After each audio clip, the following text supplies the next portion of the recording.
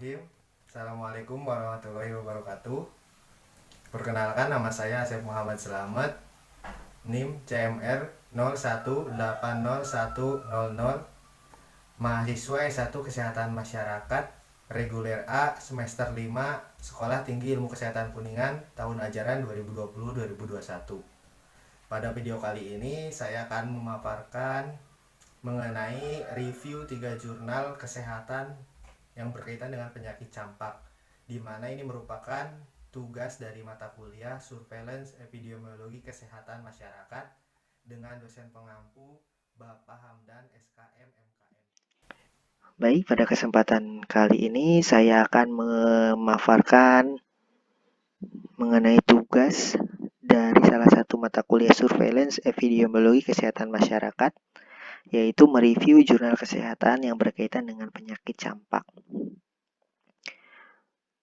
Mata kuliah ini diampu oleh Bapak Hamdan SKM MKM.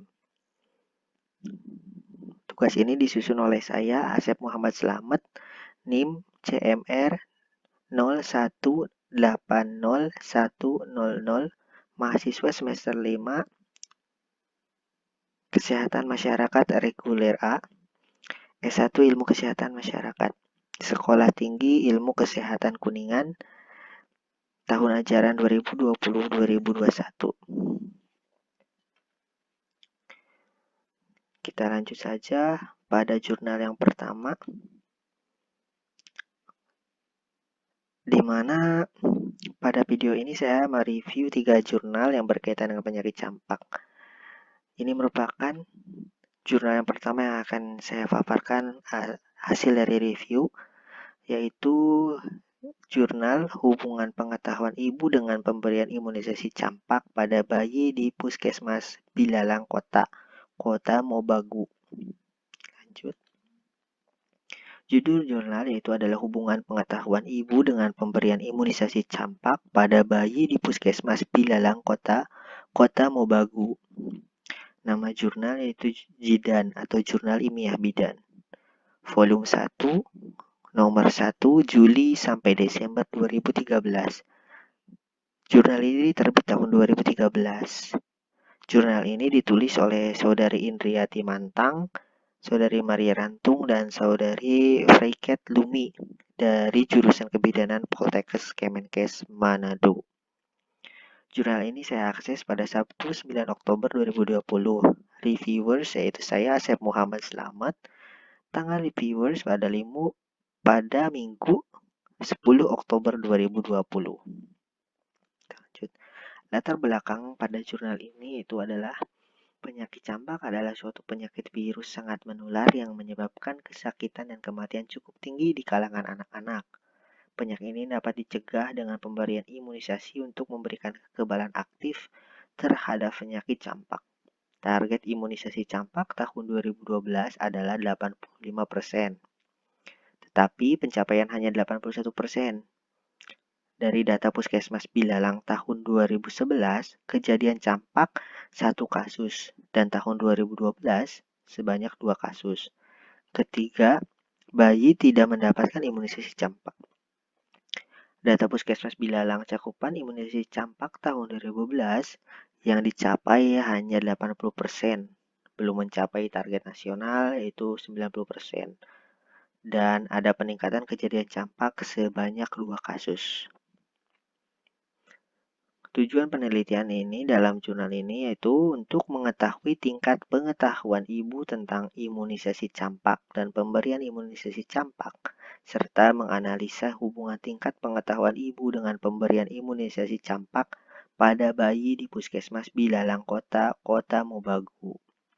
Sampel atau populasi yang digunakan pada penelitian ini menggunakan sampel penelitian sebanyak 54 responden yang mempunyai bayi 10 hingga 12 bulan. Metode yang digunakan itu deskriptif analitik dengan kuesioner terdiri dari 25 pertanyaan sebagai instrumennya. Desain yang digunakan adalah cross-sectional. Kita ke bagian hasil. Hasil dari penelitian dalam jurnal ini diperoleh bahwa sebagian besar responden memiliki pengetahuan cukup sebanyak 40,7%, baik sebanyak 31,5%, dan kurang sebanyak 27,8%.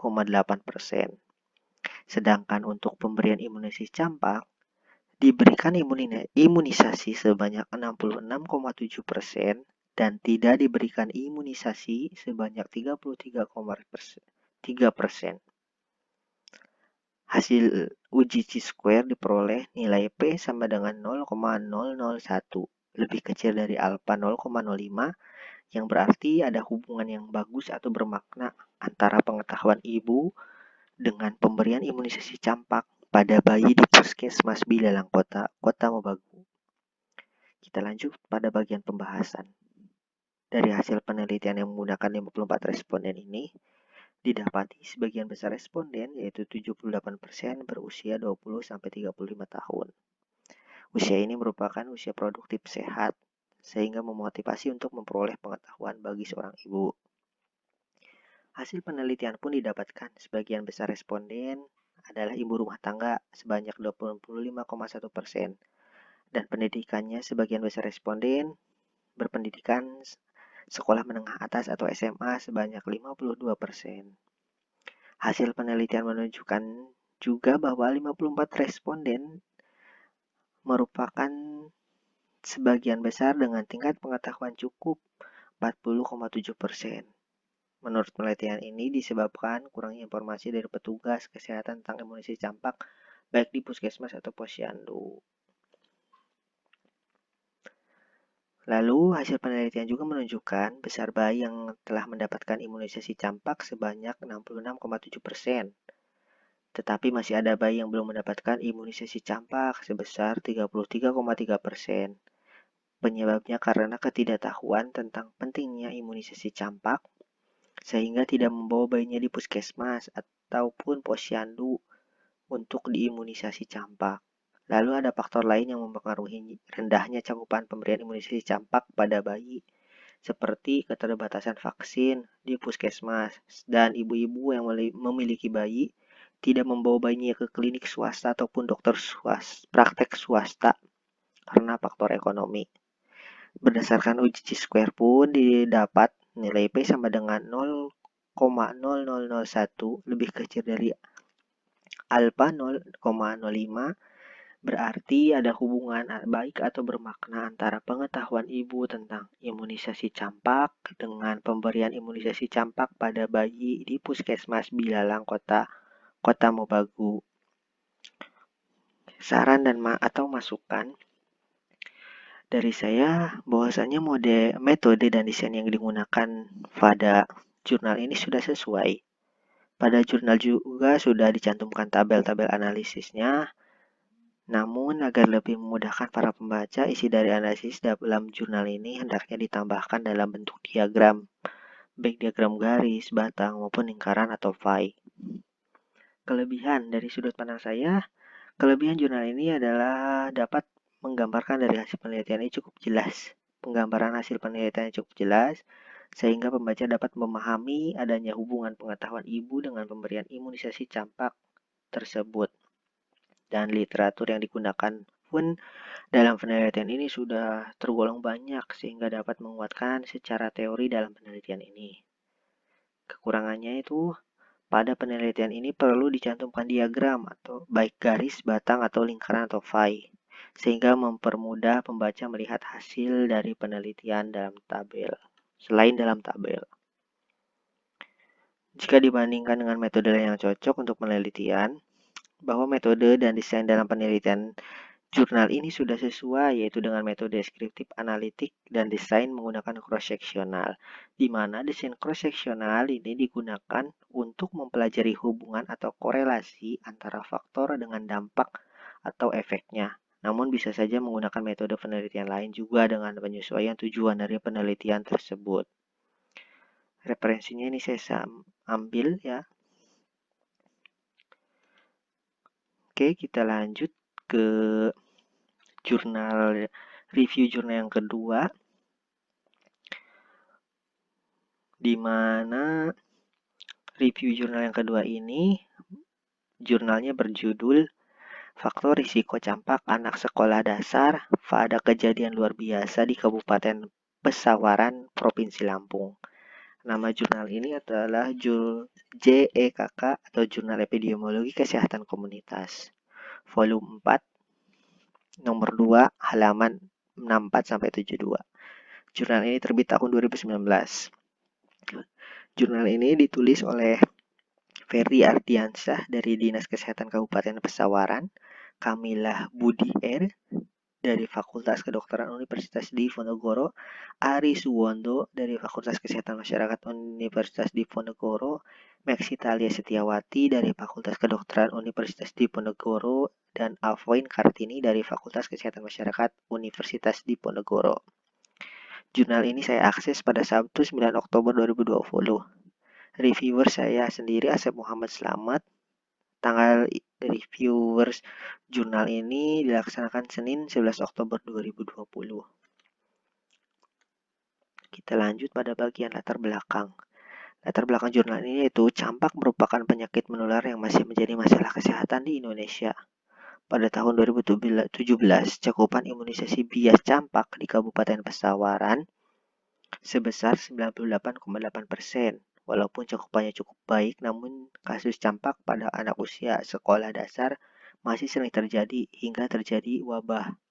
Hal tersebut dapat disebabkan oleh berbagai faktor, anak, faktor ibu, dan faktor lingkungan. Pada penelitian ini, tujuannya yaitu untuk mengetahui pengaruh faktor anak, ibu, dan lingkungan terhadap kejadian campak pada anak usia sekolah dasar pada kejadian KLB campak di Kabupaten Pesawaran.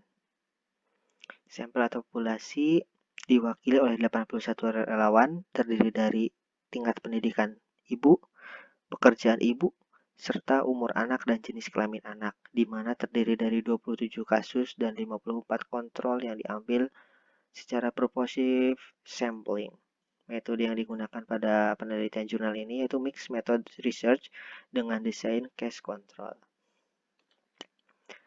Hasil yang diperoleh pada penelitian jurnal ini yaitu variabel yang terbukti memengaruhi kejadian campak di Kabupaten Pesawaran adalah riwayat imunisasi campak dengan P 0,004, OR 13,716, CI 95%, 2,286 sampai 82,301. Selanjutnya riwayat kontak dengan kasus campak dengan P 0,024. Lalu kepadatan hunian dengan P 0,036 dan yang terakhir adalah disebabkan ventilasi rumah P sama dengan 0,036. Hasil wawancara mendalam tersebut mendukung hasil analisis kuantitatif bahwa masih terdapat benturan tokoh agama yang tidak mendukung imunisasi.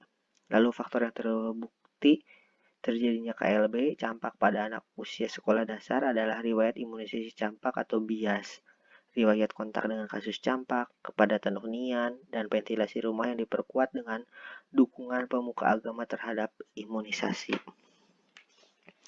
Selanjutnya kita ke bagian pembahasan. Pada pembagian pembahasan jurnal ini bahwa riwayat imunisasi bias campak berpengaruh terhadap kejadian campak anak usia sekolah dasar pada peristiwa KLB di Kabupaten Pesawaran. Hasil odds ratio diketahui bahwa siswa yang tidak melakukan imunisasi bias campak memiliki peluang 13,716 kali untuk terkena campak. Riwayat kontak dengan penderita campak berpengaruh terhadap kejadian campak anak usia sekolah dasar pada peristiwa KLB di Kabupaten Pesawaran. Hasil odds ratio diketahui bahwa siswa memiliki riwayat kontak dengan penderita campak memiliki peluang 4,141 kali untuk terkena campak. Kepadatan hunian berpengaruh terhadap kejadian campak anak usia sekolah dasar pada peristiwa KLB di Kabupaten Pesawaran. Hasil odds ratio diketahui bahwa anak yang tinggal di rumah kepadatan hunian yang padat memiliki peluang 1379 kali untuk terkena campak. Kepadatan hunian pun berpengaruh terhadap kejadian campak anak usia sekolah dasar pada peristiwa KLB di Kabupaten Pesawaran. Dengan hasil odds ratio-nya bahwa anak yang tinggal di rumah kepadatan hunian yang padat memiliki peluang 1.309 kali untuk terkena campak.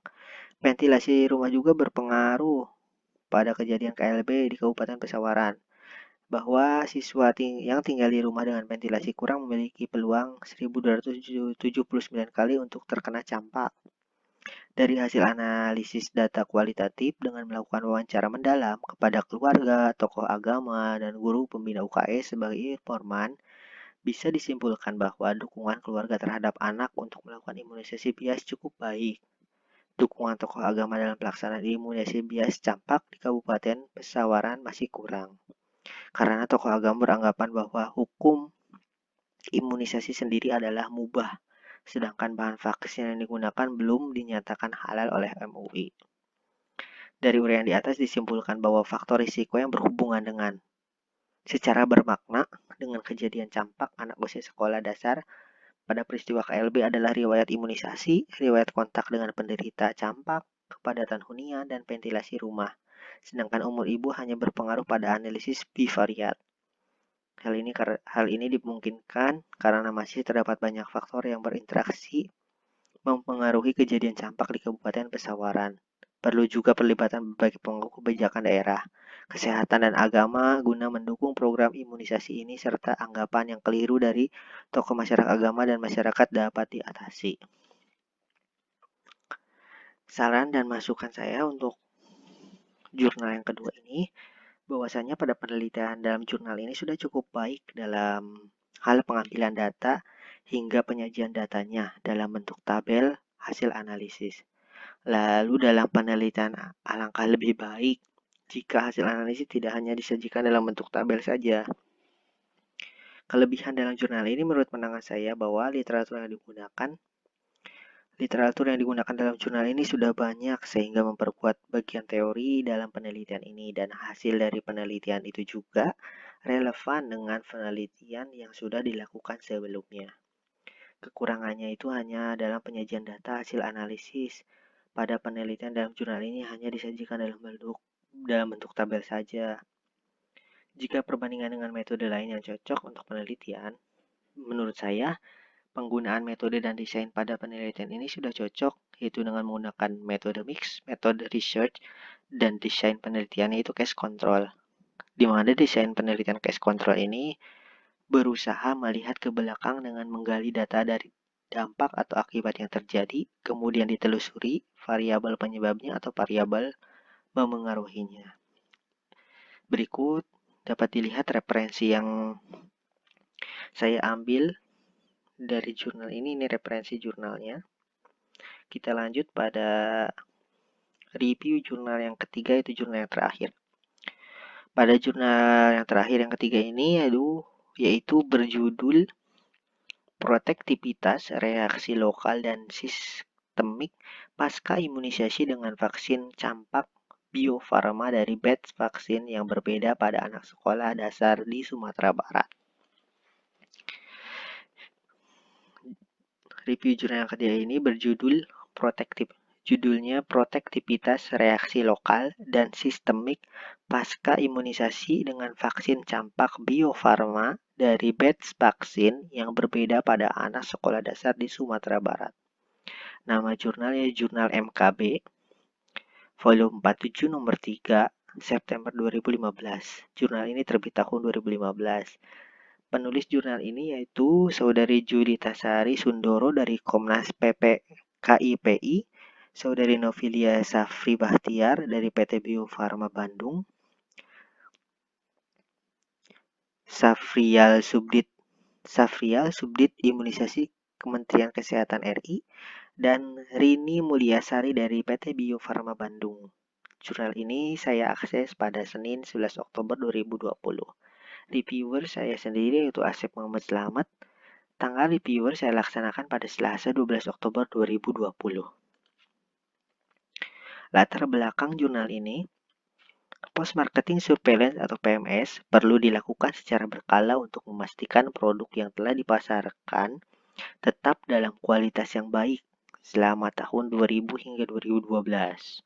Jumlah kasus campak yang dilaporkan di dunia menurun 73% dari 853.480 kasus menjadi 226.722 dan insidensi penyakit campak turun 77% dari 146 menjadi 33 kasus per juta populasi per tahun. Jumlah negara yang mengalami jumlah kasus. Tujuan dalam penelitian jurnal ini bertujuan mengetahui protektivitas serta reaksi sistemik dan lokal setelah memperoleh dosis booster vaksin campak dari batch vaksin yang berbeda yang diproduksi pada fasilitas yang berbeda pula. Sampel atau populasi yang digunakan,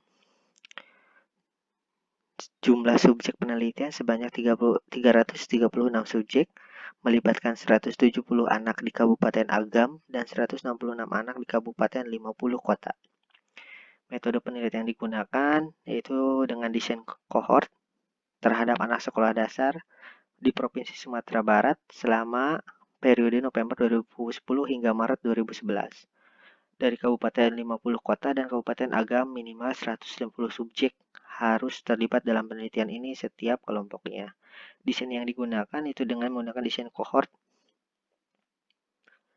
Selanjutnya, pada hasil penelitian ini diperoleh subjek di Kabupaten Agam mendapatkan vaksin dengan nomor batch 250210, sedangkan subjek Kabupaten 50 kota vaksin campak dengan nomor campak batch dengan nomor 253080. Darah diambil sebelum dan 28 hari setelah imunisasi. Pengukuran antibodi menggunakan metode uji netralisasi dengan batas proteksi lebih dari 200 mili. Reaksi lokal dan sistemik dicatat pada kartu harian hingga 28 hari setelah imunisasi. Pengamatan langsung dari November 2010 hingga Maret 2011 melibatkan 170 anak di Kabupaten Agam dan 166 anak di Kabupaten 50 kota. Sebanyak 1,18 hingga 1,2% anak mengalami demam pada 3 hari pertama setelah imunisasi dan 1 atau 0,6% timbul pada 14 hari setelah imunisasi dengan intensitas ringan. Reaksi lokal terbanyak adalah kemerahan pada tempat suntikan sebesar 14,46%. Tidak ditemukan kejadian pasca imunisasi serius. Sejumlah 96,99% dan 96,77% anak mempunyai antibodi di campak protektif 28 hari pasca imunisasi di Kabupaten Agam dan 50 kota dengan kenaikan GMT dari 329,66 IU per ml menjadi 983,43 IU per ml dan dari 198,00 menjadi 535,10 di Kabupaten Agam dan 50 kota. Simpulannya adalah kedua batch vaksin campak menunjukkan keamanan dan respon imun yang baik. Oke, kita lanjut ke bagian pembahasan. Pada bagian pembahasan review ini, bahwa reaksi lokal berupa nyeri tidak ditemukan pada anak di Kabupaten Agam. Pada pengamatan di Kabupaten 50 kota ditemukan reaksi lokal berupa nyeri ringan dan sedang sebanyak 1 kasus pada hari pertama, kedua, dan hari keempat. Sedangkan nyeri berat ditemukan 1 kasus pada pengamatan 30 menit pertama setelah imunisasi. Reaksi lokal berupa warna kemerahan pasca imunisasi tidak ditemukan pada anak di Kabupaten Agam. Sedangkan di Kabupaten 50 kota ditemukan 17 kasus atau 10,2%. Kemerahan ringan pada hari pertama dan menurun pada hari kedua menjadi 1 kasus atau 0,6%. Pembengkakan pada anak di Kabupaten Agam tidak ditemukan keluhan. Sedangkan pada Kabupaten 50 kota ditemukan pembengkakan ringan sebanyak 1 kasus pada 30 menit pasca imunisasi. Meningkat menjadi 4 kasus pada hari pertama dan selanjutnya hilang. reaksi sistemik pasca imunisasi yang ditemukan adalah demam 1 hari setelah imunisasi, 1,2% di Kabupaten Agam dan 1,2% di Kabupaten 50 kota dengan klasifikasi ringan. Tidak ditemukan demam sedang dan berat. Berbeda dengan vaksin lainnya, bila dilihat pada literatur, demam akibat imunisasi campak timbul antara hari ke-8 hingga hari ke-12 pasca imunisasi dengan jumlah sekitar 2%. Pada penelitian ini hanya ditemukan seorang subjek yang mengalami demam pada hari keempat pasca imunisasi jika dipresentasikan sebesar 0,16%. Dengan demikian, penelitian ini demam ditemukan lebih rendah daripada studi lainnya. Simpulannya bahwa kedua batch vaksin campak yang diamati masih menunjukkan profil yang aman dan respons imun yang baik pada anak sekolah. Saran dan masukan untuk jurnal ini, bahwasanya penggunaan metode dan desain penelitian pada jurnal ini sudah cocok dan bentuk penyajian hasil analisisnya pun sudah lengkap dengan memakai tabel serta diagram batang. Diharapkan bahasa yang dipakai harus lebih disederhanakan agar memudahkan untuk dipahami pembaca. Kelebihan dari jurnal ini menurut pandangan saya bahwa dalam penelitian pada jurnal ini sudah banyak menggunakan literatur yang dipakainya sehingga sangat menguatkan dalam bagian teori penelitian. Dan pada penelitian dalam jurnal ini pun tidak hanya menyajikan hasil analisisnya dalam bentuk tabel saja, tetapi disajikan pula dalam bentuk diagram batang. Kekurangannya itu menurut pandangan saya dalam segi bahasanya yang dipakai belum sederhana, sehingga diharapkan untuk digunakan bahasa yang lebih sederhana lagi agar mudah dipahami para pembaca. Jika dibandingkan dengan metode yang lain yang cocok untuk penelitian, bahwa penggunaan metode dan desain yang digunakan adalah cohort sudah cocok dengan kegiatan penelitian ini, karena desain atau metode cohort merupakan penelitian survei yang paling baik digunakan untuk mengkaji faktor risiko dan dengan efek yang terjadinya. Berikut ini referensi yang saya ambil. Ini referensi jurnal yang saya ambil dari jurnal ketiga ini. Oke, terima kasih sudah menonton video ini. Semoga video kali ini dapat bermanfaat dan menambah pengetahuan atau pengalaman semuanya. Terima kasih sudah menonton hingga akhir. Wallahul muwaffiq ila aqwamit thoriq. Wassalamualaikum warahmatullahi wabarakatuh.